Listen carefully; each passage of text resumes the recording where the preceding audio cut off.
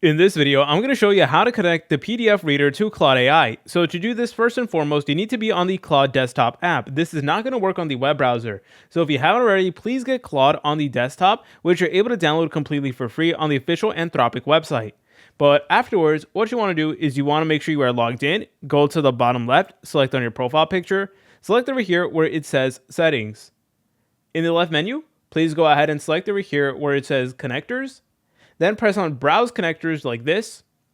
Then what you want to do is you want to go ahead and select on sort by, and then you're able to go ahead and select on popular, and then you should be able to find PDF. You could also go ahead and use the search bar as well and look for PDF, but here it is. And this will allow you to read and interact with PDF files using an interactive viewer with search, etc. So let's just go ahead and select on it.